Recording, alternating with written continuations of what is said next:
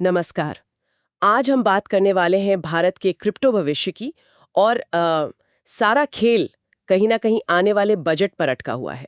बिल्कुल। हमारे पास India today का एक लेख है जिसमें इंडस्ट्री के बड़े बड़े नाम सरकार को बता रहे हैं कि उन्हें क्या चाहिए। जी, और वो साफ साफ कह रहे हैं कि सरकार को इसे एक मौके की तरह देखना चाहिए। तो चलिए इसी गुत्थी को सुलझाते हैं। हाँ, और देखिए उनकी मांगे बहुत सीधी हैं। दो मुख्य चीजें हैं। क्या है वो? एक तो टैक्स में थोड़ी नरमी, और दूसरा ये कि जो नियम है वो मतलब साफ हो, तस्वीर क्लियर हो। समझ गई। तो सबसे बड़ी मुश्किल से ही शुरू करते हैं, जो है टैक्स। हाँ, ये जो 30% का सीधा टैक्स है और हर लेन देन पर 1% TDS, इसने तो बाजार को काफी धीमा कर दिया है ना? धीमा, इसने तो कमर ही तोड़ दिए, खासकर वो 1% TDS। अच्छा। हाँ, सोचिए वो हर लेन देन पर कटने वाला टैक्स है। ट्रेडर्स के लिए वो एक स्पीड ब्रेकर जैसा है। उनकी पूंजी फंस जाती होगी। बिल्कुल। तो नतीजा क्या होता है? बहुत से यूजर्स भारतीय एक्सचेंजों को छोड़कर बाहर चले गए हैं, विदेशी प्लेटफॉर्म्स पर। तो इससे तो दोहरा नुकसान हुआ। सही बात है। एक तो सरकार की नजर से लेन देन हट गया, और दूसरा देश में जो ट्रेडिंग वॉल्यूम था वो भी गिर गया। इसी पर कॉइन DCX के सुमित गुप्ता का एक सुझाव है। वो कह रहे हैं कि TDS को 1% से घटाकर सिर्फ 0.01% कर देना चाहिए। हाँ, और ये एक बहुत ही प्रैक्टिकल सुझाव है। लेकिन क्या इतने कम TDS का कोई मतलब है? सरकार को लगेगा कि इससे टैक्स तो आ नहीं रहा।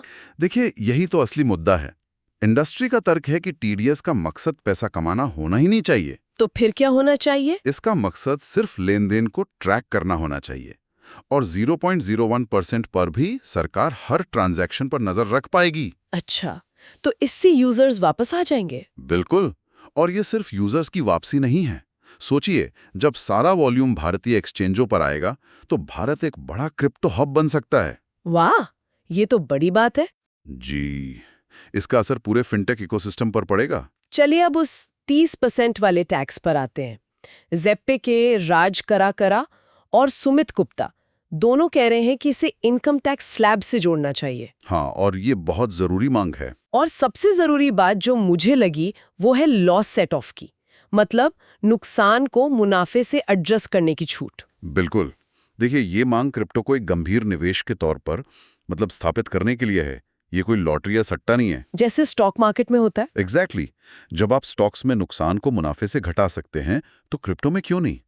इंडस्ट्री चाहती है कि क्रिप्टो को भी वही सम्मान और नियम मिले। और अगर ऐसा होता है तो बाजार में बड़े और जो संस्थागत निवेशक होते हैं वो भी भरोसा दिखाएंगे। तो अगर सरकार ये सब मान लेती है तो क्या इसका असर सिर्फ निवेशकों तक ही सीमित रहेगा? लेख में Web3 टैलेंट की भी बात हुई थी। हाँ, और यहीं पर भारत की असली ताकत छिपी है। कैसे? देखिए, हमारे पास दुनिया के कुछ बेहतरीन Web3 डेवलपर्स हैं। ये वो लोग हैं जो इंटरनेट की अगली पीढ़ी बना रहे हैं। Decentralised internet. जी, अगर यहाँ नियम अच्छे और साफ होंगे तो ये टैलेंट भारत में ही रहकर काम करेगा, इनोवेशन करेगा। वरना वो बाहर चले जाएंगे। बिल्कुल। तो ये सिर्फ टैक्स की लड़ाई नहीं है, ये भारत के तकनीकी भविष्य को देश में बनाए रखने की लड़ाई है। तो कुल मिलाकर इंडस्ट्री सरकार से कह रही है कि इसे सिर्फ टैक्स कमाने का जरिया मत समझिए। हाँ, इसे एक पूरी नई अर्थव्यवस्था की नींव के तौर पर देखिए, जो इनोवेशन को भी बढ़ावा दे और निवेशकों की भी रक्षा करे। बिल्कुल सही। पर यहाँ एक और बात सोचने लायक है। बताइए।